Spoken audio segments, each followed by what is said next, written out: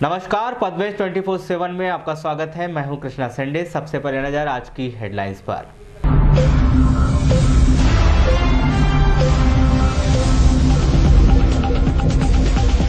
जिला कांग्रेस कमेटी ने जिला उपाध्यक्ष डॉक्टर चतुर मोहता सहित 10 पदाधिकारियों को पार्टी से किया निष्कासित। पार्टी विरोधी गतिविधियों में शामिल होने के मामले में की गई कार्रवाई पर जिला उपाध्यक्ष ने उठाए कई सवाल। स्ट्रांग रूम की निगरानी के लिए समाजवादी प्रत्याशी ने किया आवेदन। 2 प्रतिनिधि नियुक्त करने की मांगी इजाजत। बीएसएनएल अधिकारी कर्मचारी सोमवार से शुरू करेंगे अनिश्चितकालीन हड़ताल। इस हड़ताल के दौरान बीएसएनएल का कामकाज रहेगा प्रभावित। 33 वर्षों से अधूरा पड़ा है नहर निर्माण का काम। सिंचाई के साधन न होने से किसान हो रहे परेशान। ग्राम पंचायत कुमारी का मामला। लोहारा दुर्घटना मामले में मृतक के परिजनों में आक्रोश। परिजनों ने घटना के लिए गांव के सरपंच को ठहराया जिम्मेदार। निर्माणाधीन पुलिया से टकराने के चलते हुई थी गणेश की मौत। भूरसा डोंगरी के पूर्व सरपंच राजेश मेहरबान ने विधानसभा निर्दलीय प्रत्याशी विजय बिसेन पर लगाया अपहरण करने का आरोप। मेहरबान ने घटना के लिप्त सभी आरोपियों को गिरफ्तार करने की मांग। और गोली मारकर ग्रामीण को घायल करने वाले अज्ञात नक्सलियों के खिलाफ पुलिस ने किया मामला दर्ज। रूपजर थाने के पोला पटपरी जंगल में 30 नवंबर को हुई थी घटना। अब समाचार विस्तार से। स्ट्रांग रूम में सुरक्षा व्यवस्था की निगरानी के लिए प्रतिनिधि नियुक्त करने के आदेश जारी होते ही राजनीतिक दलों की ओर से आवेदन आने शुरू हो गए हैं।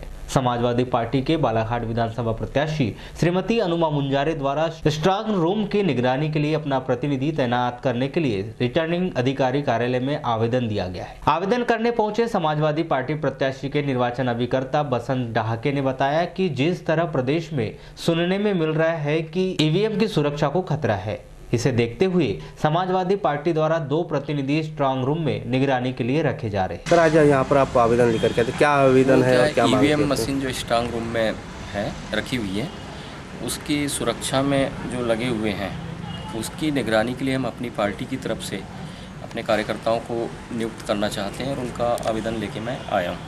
कितने कार्यकर्ता नियुक्त करना? 2 कार्यकर्ता नियुक्त कर रहे हैं बालाघाट से, एक दामोदर जंगेले और दर्शन हीरापुरे। वो कितने समय तक रहेंगे वहाँ?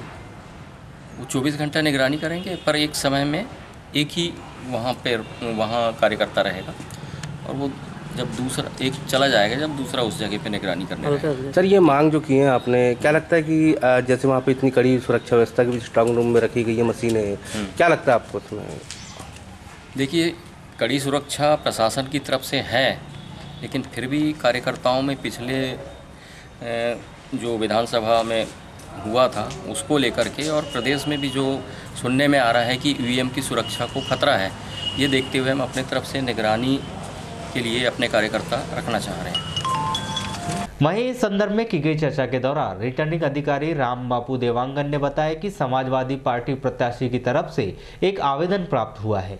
इस पर रिटर्निंग अधिकारी द्वारा अनुमति जारी की जा रही है। सर, आज से प्रत्याशियों के प्रतिनिधियों का कार्ड जारी किया जा रहा है, कैसी क्या प्रक्रिया है सर और क्या कार्ड है? स्ट्रांग रूम की सुरक्षा व्यवस्था को देखते हुए निर्वाचन आयोग के निर्देशों के तहत उनके जो प्रत्याशियों के प्रतिनिधि हैं उनको स्ट्रांग रूम के बाहर नज़र रखने के लिए आवेदन देने पर अनुमति जारी की जा रही है। जो भी प्रत्याशी अपने प्रतिनिधि को स्ट्रांग रूम की सुरक्षा पर नज़र रखने के लिए रखना चाहता है, वो रिटर्निंग ऑफिसर को आवेदन देकर अपने प्रतिनिधि नियुक्त कर सकता है। सर, कितने प्रतिनिधि नियुक्त कर सकते हैं एक प्रत्याशी? इस तरह से कोई अभी संख्या निश्चित नहीं है, किंतु 2 प्रतिनिधि नियुक्त कर सकते हैं, जो एक टाइम पर एक ही प्रतिनिधि वहाँ पर कैंपस में बना रहेगा। कब से रह सकते हैं सर वो? जैसे ही उनको अनुमति जारी होती है, अनुमति जारी होने के तत्काल बाद से वो अपने प्रतिनिधि नियुक्त कर सकते हैं। अभी तक ऐसा कोई आवेदन आया सर? अभी तक समाजवादी पार्टी की तरफ से एक आवेदन प्राप्त हुआ है और उस पर हम अनुमति रिटर्निंग ऑफिसर के द्वारा जारी की जा रही है। अपनी 5 सूत्रीय मांगों को लेकर बीएसएनएल अधिकारी कर्मचारियों के द्वारा सोमवार से अनिश्चितकालीन हड़ताल शुरू की जाएगी, जिसकी जानकारी all union and association of BSNL के बालाघाट सचिव एचएस बनोटे ने विज्ञप्ति जारी करके दी है, जिसमें कहा गया है कि जब तक उनकी 5 सूत्रीय मांगें पूरी नहीं की जाती तब तक सभी अधिकारी कर्मचारी कार्य से विरत रहकर अनिश्चितकालीन हड़ताल करते रहेंगे। जिला मुख्यालय से 6 किलोमीटर दूर पर स्थित ग्राम कुमारी में सिंचाई की समस्या को लेकर किसानों में काफी आक्रोश देखा जा रहा है। किसानों का कहना है कि सिंचाई की व्यवस्था न होने के कारण उनकी खेती भगवान भरोसे है, जबकि उनके ग्राम से होकर नहर गई है, लेकिन वे नहर की सुविधा से वंचित है। ग्राम में 33 वर्ष पूर्व नहर निर्माण कार्य प्रारंभ हुआ था, जो अभी तक अधूरा पड़ा हुआ है।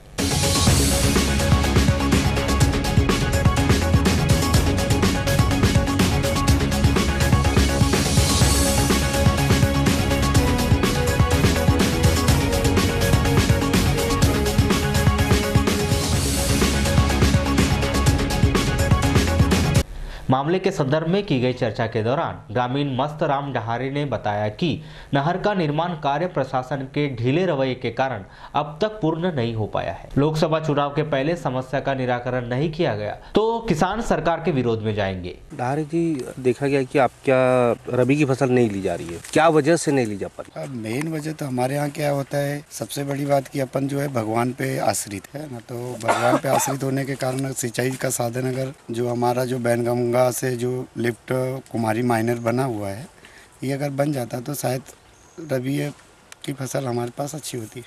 कितने सालों से आप लोग परेशान हैं? ये तो 1985 से परेशान है। तो अभी तक कुछ गुंजाइश? कोई गुंजाइश नहीं। पिछले बार कुछ इसका टेंडर वगैरह या टीएस हुआ है करके जानकारी लगी थी, लेकिन आज तारीख तक की कुछ नहीं हुआ है। अटका क्यों है काम इसका? अटका कारण प्रशासन की ढीली रवैया। क्या लगता है, उम्मीद है आपको? उम्मीद तो नहीं के बरोबर है। क्या रहेगा फिर आप लोग करोगे? जैसे इतने सालों से 1985 से आप लोग संघर्ष कर रहे हैं कि सिंचाई का साधन हो, अभी तक पूरी नहीं हो पाई है।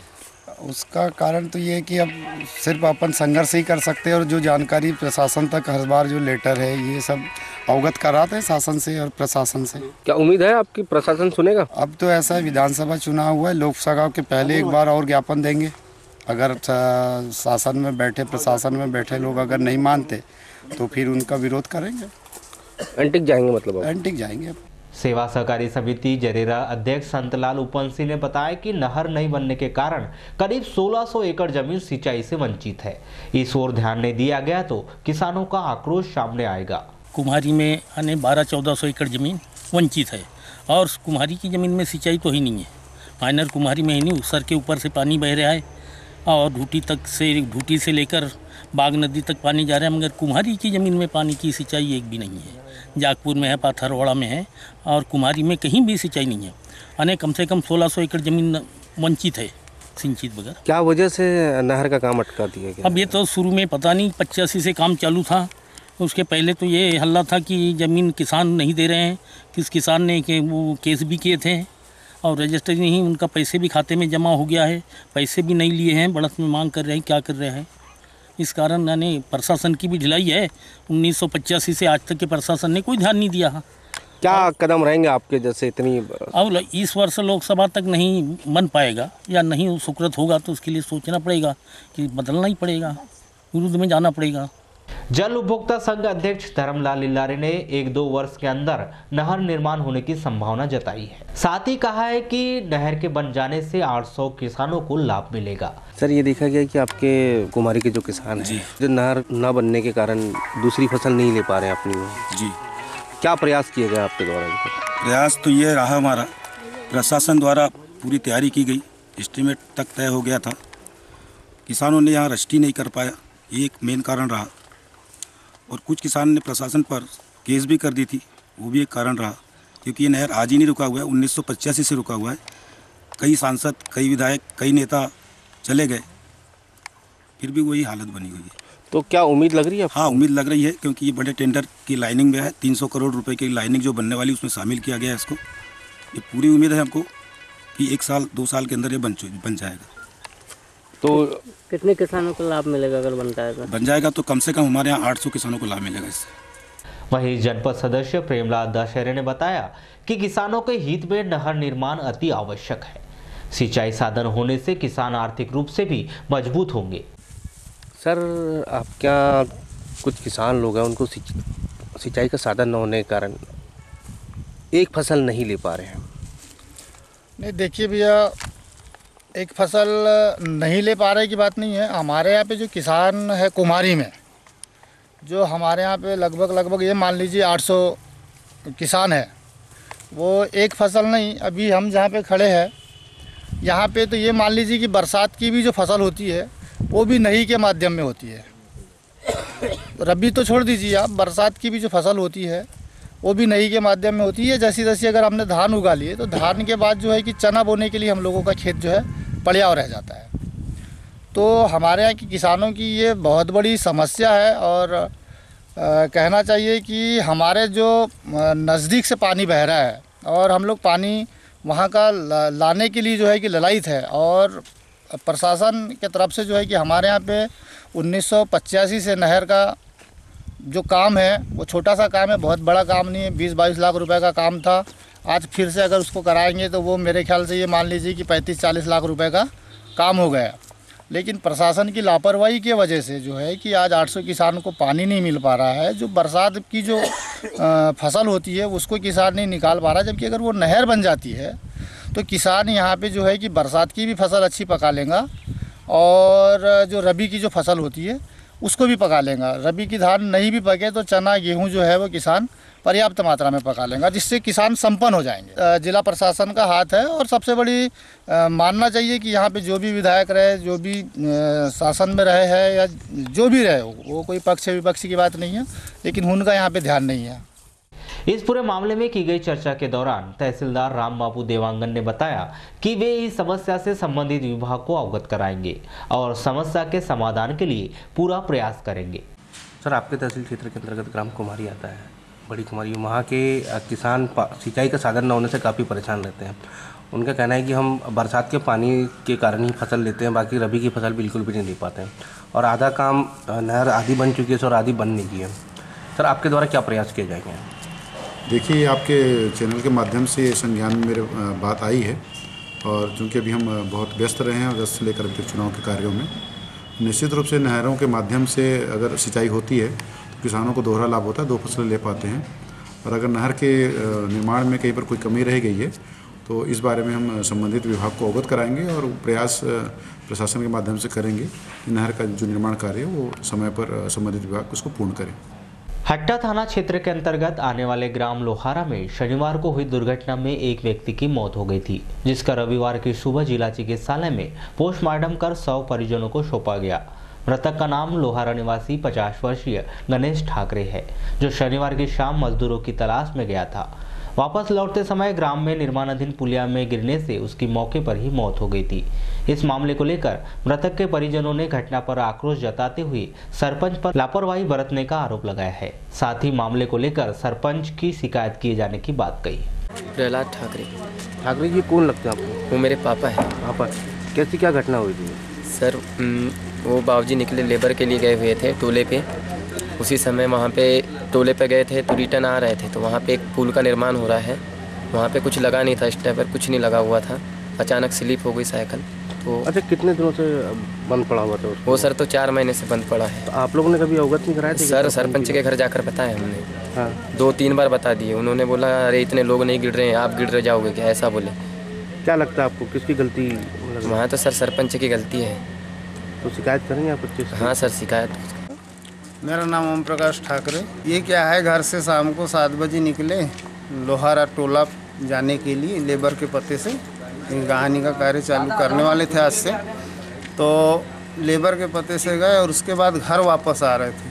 तो घर वापस आते समय हमारे गांव में ग्राम पंचायत के अधीनस्थ सरपंच द्वारा पुलिया का निर्माण कार्य चालू है। कम से कम 4 माह से बन रहा है पुल और लापरवाह पूर्ण तरीके से बनाया जा रहा है, धीरे धीरे टाल मटोल करके। और वहाँ पे जैसे ये आए तो अंधेले का समय था, रेत में गाड़ी साइकिल से थे, साइकिल स्लिप हुई और जैसे वो गिरे तो वहाँ उनके गले में राड घुस गई। वहाँ ग्राम पंचायत द्वारा कार्य किया जा रहा है, लेकिन किसी भी प्रकार का कोई न वहाँ स्टॉपर लगाया गया है, न कोई बांस आड़ किया गया है, न कोई वहाँ कांटे से। अच्छा, कब से काम चल रहा था वहाँ पे? ये करीब 4 माह से काम चल रहा है और लापरवाह तरीके से किया जा रहा है काम, यानी धीरे धीरे टाल मटोल करके काम कर रहे हैं। क्या लगता है किसी गलती की वजह से हादसा हुआ? गलती ग्राम पंचायत, सरपंच, कार्य एजेंसी है। पूरी लापरवाही ग्राम पंचायत सरपंच की है। मामले के संदर्भ में की गई चर्चा के दौरान जिला अस्पताल के आरएमओ डॉक्टर अनुल लांजेवार ने बताया कि अत्यधिक रक्तस्राव होने के कारण गणेश की मृत्यु हुई है। व्यक्ति के जो गिरने से उसको जो चोट लगी गर्दन में, हो सकता है कि कोई रॉड वगैरह, जिस तरह से लोगों का कहना है कि रॉड उसके गर्दन में लगी हुई थी। देखा गया कि उसके जो ऑर्गन हैं, जैसे हृदय है और फेफड़े हैं, उसमें अंदरूनी भाग तक की चोट लगी है और जिससे अत्यधिक रक्तस्राव हुआ है। अत्यधिक, जैसे हार्ट एक पंपिंग ऑर्गन होता है, उसमें ब्लड भरा हुआ होता है, जो ब्लड छाती में भर गया था पूरा, जिससे तत्काल मृत्यु हो सकती है उसकी। फिर क्या रॉड घुसने की संभावना लग रही है उसमें? हाँ, जिस तरह से लोगों का कहना है, मैंने तो एक फटा हुआ घाव देखा है, जो छोटा सा घाव था और अंदरूनी जो विसरल ऑर्गन कहते हैं, जिससे लंग्स एंड हार्ट, हृदय और फेफड़ा, उसके अंदरूनी भाग में चोट थी। माध्यमिक शिक्षा मंडल के निर्देशानुसार शासकीय हायर सेकेंडरी स्कूल की अर्धवार्षिक परीक्षा 1 दिसंबर से प्रारंभ हो गई है। इसी निर्देश के परिपालन में वाराणसी स्थित शासकीय कमला नेहरू कन्या उच्चतर माध्यमिक विद्यालय में शनिवार को कक्षा 9वीं से कक्षा 12वीं तक की अर्धवार्षिक परीक्षा का पहला पर्चा हल कराया गया। 2 पालियों में आयोजित इस परीक्षा में कक्षा 9वीं 10वीं की परीक्षा सुबह 8 से 11 बजे तक और 11वीं और 12वीं की परीक्षा सुबह 11:30 बजे से 2:30 बजे तक ली गई। जहां शनिवार को कक्षा 9वीं और 10वीं की छात्राओं ने गणित विषय का, तो वहीं 11वीं और 12वीं की छात्राओं ने रसायन शास्त्र का पहला पर्चा हल किया। शासकीय कमला नेहरू कन्या उच्चतर माध्यमिक विद्यालय में आयोजित इस परीक्षा के पहले दिन एक भी नकल प्रकरण नहीं बने।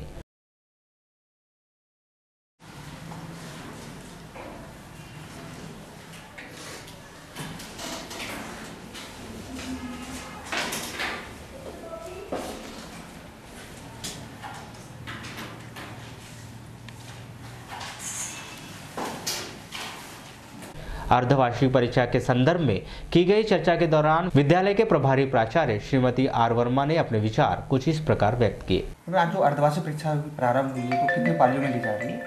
यहाँ पर अर्धवार्षिक परीक्षा 2 पालियों में ली जा रही है। प्रथम पाली में हाई स्कूल की परीक्षा हुई और द्वितीय पाली में हायर सेकेंडरी। तो प्रथम दिन किस विषय का परीक्षा किए बच्चों ने? प्रथम दिन प्रथम पाली में गणित का पेपर हल किया और द्वितीय पाली में अभी साइंस फैकल्टी का कॉमर्स और कॉमर्स फैकल्टी का लेखाक्रम का पेपर। जो पाठ्यक्रम जो पूछे जा रहे हैं प्रश्न, ये पाठ्यक्रम से ही पूछे जा रहे हैं बाहर से क्वेश्चन? बिल्कुल पाठ्यक्रम के अंदर कोर्स हो चुका है मैडम? जी हाँ। तो कब तक जारी रहेगी परीक्षा?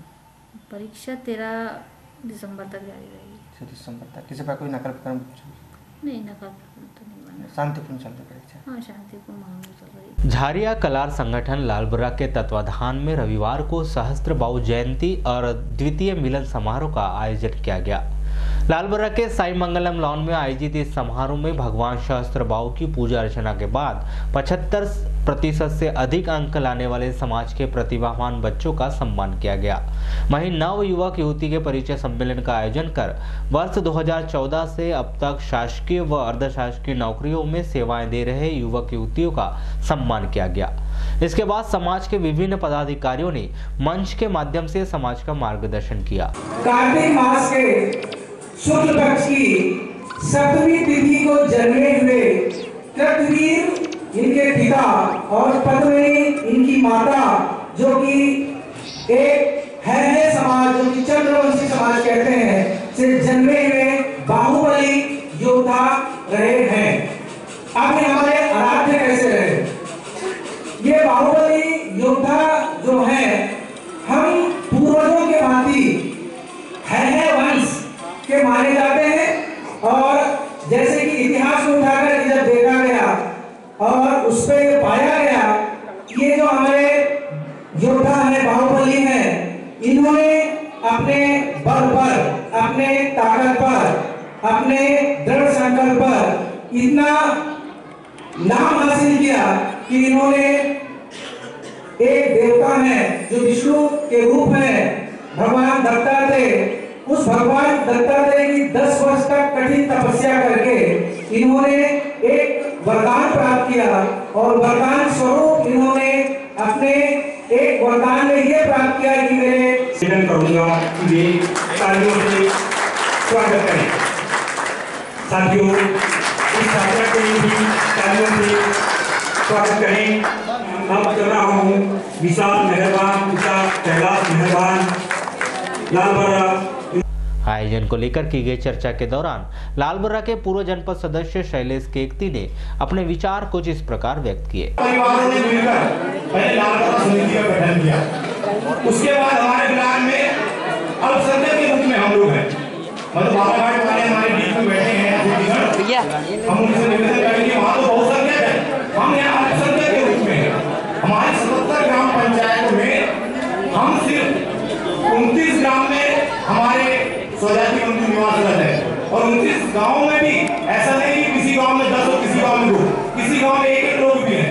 जैसे हमारे कौड़िया में 1 या 2 घर है, मोहगांव में 1 या 2 घर है, ऐसे कुल मिला के हम 29 गाँव में हमारे स्वजाति बंधु हैं और हमने 29 गाँव को मिला के, क्योंकि 1-2 घर भी कुछ गाँव में, सबको मिलाकर कुछ गाँव को अलग अलग करा और उसको 13 मंडलों में हमने विभाजित किया और हमारी 13 समिति वर्तमान में कार्यरत है और उस 13 समिति में करीबन 180 घर हमारे निवासरत है, 180 मकान है 13 समिति और 180 हम लोग ये समिति का संचालित कर रहे हैं। बहुत अल्पसंख्यक के नाम पर रूपजर थाना के अंतर्गत आने वाले ग्राम पोला पटपरी के जंगल में 30 नवंबर की शाम नक्सलियों ने एक ग्रामीण की हत्या करने के इरादे से उसके पीछे साइड में गोली मारकर उसे घायल कर दिया था, जिसे उपचार के लिए जिला अस्पताल में भर्ती कराया गया था। इसी मामले में घायल ग्रामीण नानू सिंह मरकाम की शिकायत पर पुलिस ने अज्ञात नक्सलियों के खिलाफ विभिन्न धाराओं के तहत मामला दर्ज कर जांच शुरू कर दी है। प्राप्त जानकारी के अनुसार चुनाव के एक दिन पहले नानू सिंह मरकाम गांव के जंगल में लकड़ी लेने गया था, जहां उसे बंदूकधारी नक्सली दिखाई दिए, जिन्हें देखकर वह भाग गया। जब 30 नवंबर को नानू मरकाम फिर से लकड़ी के लिए जंगल गया तो नक्सलियों ने उसे रुकने के लिए कहा, लेकिन नानू नहीं माना और गांव की तरफ भागने लगा। उसी दौरान नक्सलियों ने उसके पीछे साइड में गोली मारकर उसे घायल कर दिया। इस मामले में अज्ञात नक्सलियों के विरुद्ध धारा 147, 148, 149 और 307 के अलावा आर्म एक्ट 75, 27 व अन्य धाराओं के तहत मामला दर्ज कर जांच शुरू कर दी है। प्रदेश कांग्रेस के अध्यक्ष कमलनाथ के निर्देशन पर जिला कांग्रेस कमेटी द्वारा 10 पदाधिकारियों पर 6 वर्ष के लिए निष्कासन की कार्रवाई की गई है। कांग्रेस पदाधिकारियों पर यह कार्रवाई कांग्रेस के जवाबदार पद पर रहकर कांग्रेस के खिलाफ काम करने और कांग्रेस नेताओं के खिलाफ बयानबाजी कर चुनाव में कांग्रेस को नुकसान पहुंचाने के लिए की गई है। जिला कांग्रेस कमेटी द्वारा की गई इस निष्कासन की कार्रवाई में जिला कांग्रेस कमेटी के उपाध्यक्ष डॉक्टर CS चतुर्मोहता, कमल किशोर राउत, अशोक शर्मा, टीकाराम सुलाखे, लालबर्रा के बलेश रांगडाले, सुमेंद्र पटले, साजिद खान, मोहित दमाहे, शैलेश सोनी व मेरेगांव सरपंच प्रशांत चंद्रवार का नाम शामिल है। जिला कांग्रेस कमेटी द्वारा इन सबको 6 वर्ष के लिए पार्टी से निष्कासित किया गया है। जिला कांग्रेस कमेटी द्वारा निष्कासन की इस कार्रवाई के संदर्भ में की गई चर्चा के दौरान जिला कांग्रेस कमेटी के उपाध्यक्ष डॉक्टर CS चतुर्मोहता ने कहा कि वे कांग्रेसी थे, है और रहेंगे। कांग्रेस हमारी रगों में बहता है। जहां तक निष्कासन की बात है तो ये उन लोगों की हताशा का परिणाम है जो अपनी लाइन बड़ी नहीं कर पाए। उन्होंने कांग्रेस जिला अध्यक्ष विश्वेश्वर भगत पर तंज कसते हुए कहा कि हम तो चाहते हैं कि भगत जी लांजी विधानसभा से भी चुनाव लड़े, सभी विधानसभा में चुनाव हारने का रिकॉर्ड बनाए। देखिए, मूलभूत बात यह है कि मैंने कांग्रेस प्रत्याशी के खिलाफ काम नहीं किया है। हाँ। क्योंकि मैं ये नहीं मानता कि विश्वेश्वर भगत जो है वो कांग्रेस के प्रत्याशी थे। मेरी नज़र में और शहर में चर्चा का विषय ये है कि विश्वेश्वर भगत जो है गौरीशंकर बिसेन जी के गाड़ी के मडगार्ड के रूप में पेश किए गए हैं, just to safeguard Gaurishankar ji Bisen.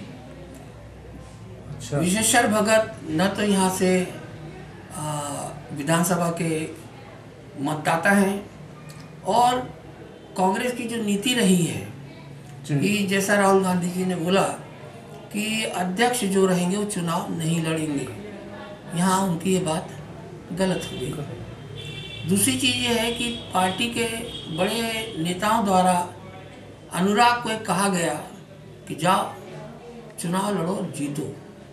पिछले 10 साल से बालाघाट जिले में हर कोई जानता है कि कांग्रेस का झंडा उठाकर अनुराग एकमात्र अकेला युवा था जो झंडा लेके लगातार कांग्रेस की आवाज उठाता रहा है। निश्चित है, उन्होंने कहा कि पैराशूट लैंडिंग नहीं चलेगी। अच्छा। वाराणसी में पैराशूट लैंडिंग नहीं हुई तो क्या हुआ? 3 बार के विधायक, जिला कांग्रेस कमेटी के अध्यक्ष लंबे समय तक और सक्रिय कांग्रेस की नेता जिसने अपने क्षेत्र में कांग्रेस को जिंदा रखा, प्रदीप जायसवाल, किस बेरहमी से उनका गला काटा गया। मेरा यह कहना है, जब जरूरत थी चमन को खून की तो खून हमने दिया। अब ये कहते हैं कि चमन हमारा है, तुम्हारा नहीं। मेरा यह कहना है कि अगर ये इतने ही समर्पित कांग्रेसियों का जत्था है तो उम्मेद लिल्लाहरे जी पिछले 2013 के चुनाव में मात्र विधानसभा में 5,786 मत पाए थे। तब ये कांग्रेसी कहाँ थे और किस गाड़ी पर बैठ के चल रहे थे? ये विचारणीय प्रश्न है। लांजी जनपद पंचायत के अंतर्गत आने वाली ग्राम पंचायत भूरसा डोंगरी के पूर्व सरपंच राजेश मेहरबान ने विधानसभा चुनाव में निर्दलीय प्रत्याशी विजय बिसेन और उनके अन्य साथियों पर उनका अपहरण किए जाने का आरोप लगाया है। साथ ही इस मामले में पुलिस द्वारा कोई भी कार्रवाई न किए जाने की बात कही है। मामले के संदर्भ में की गई चर्चा के दौरान ग्राम भूरसा डोंगरी के पूर्व सरपंच राजेश मेहरबान ने पत्रकारों को बताया कि 29 नवंबर को वे टवेरा वाहन से लांजी से ग्राम भूरसा डोंगरी आ रहे थे। तभी लांजी के नीमटोला मरघट के आगे विधानसभा निर्दलीय प्रत्याशी विजय बिसेन और उनके साथी बबलू बिसेन, गुड्डा, लोकेश कलचुरी और मुकेश शांडिले के अलावा 2 अन्य साथियों ने उन्हें रोककर जबरदस्ती अपनी गाड़ी में बिठाकर उनका अपहरण कर उन्हें किसी अज्ञात स्थान पर ले गए थे। घटना ये हुई 29 तारीख की घटना है। मैं लांजी से वापस अपने गाँव भूरसा डोंगरी जा रहा था। मेरे साथ 2 और महिलाएं थी। तो जाते समय नीमटोला के आगे विजय बिसेन, बबलू बिसेन और अन्य 4-5 लोग मैं अपनी गाड़ी से जा रहा टवेरा से, वो अपनी गाड़ी टवेरा आड़ी करके मेरी गाड़ी को रोके। विजय बिसेन, बबलू बिसेन दौड़ के आए, चाबी निकाले, मेरे को मारपीट करके जबरदस्ती अपनी गाड़ी में भर दिया। और वहाँ महिला जो बैठी थी मेरे पास, हमने बीच बचाव की कोशिश की थी, उनको गंदी गंदी गाली बका और मुझे कहा गया कि अब तुम्हें गोंदिया ले जाना है अपहरण करके और तुम्हारा मर्डर करना है और तुम चलो, तुम्हारे बाद में और 7 लोग और हैं और उनका भी अपहरण करना है, हमको सबको मारना है। जाते समय बोल रहे थे कोई मिल में गोंदिया किसी मिल वाले को फोन लगाए थे कि हम इसको किडनैप करनी है, हमारे मिल में लेके आ रहे हैं, तैयारी बनाए रखो। जाते जाते फिर उसी में से एक आदमी वहाँ से उतर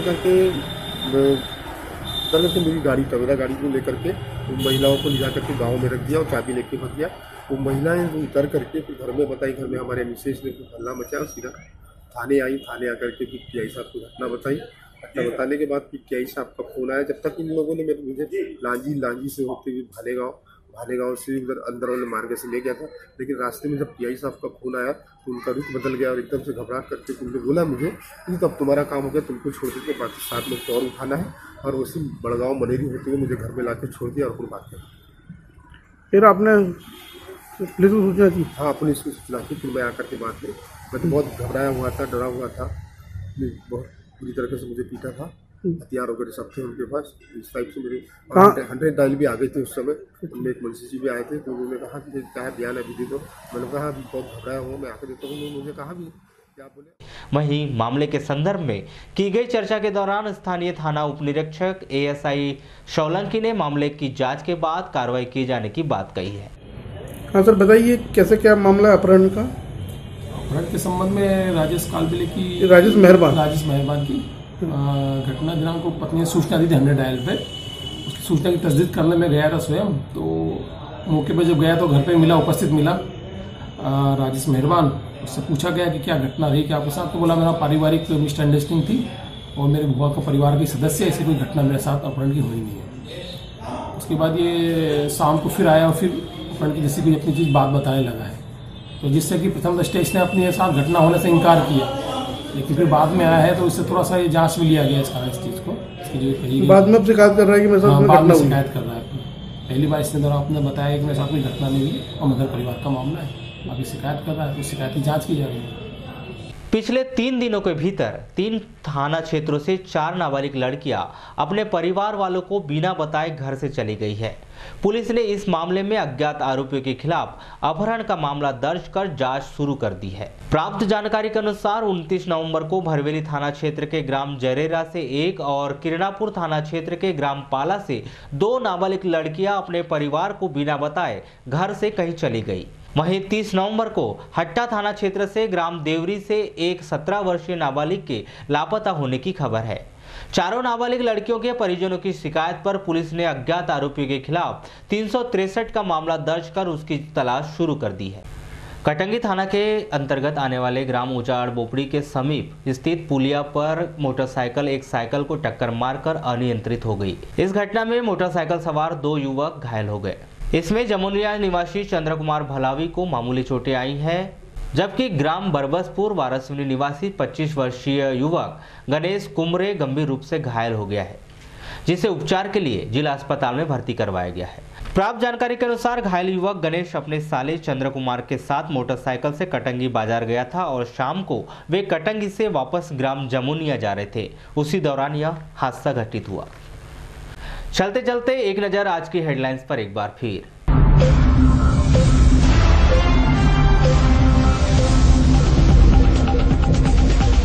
जिला कांग्रेस कमेटी ने जिला उपाध्यक्ष डॉक्टर चतुर्मोहता सहित 10 पदाधिकारियों को पार्टी से किया निष्कासित। पार्टी विरोधी गतिविधियों में शामिल होने के मामले में की गई कार्रवाई पर जिला उपाध्यक्ष ने उठाए कई सवाल।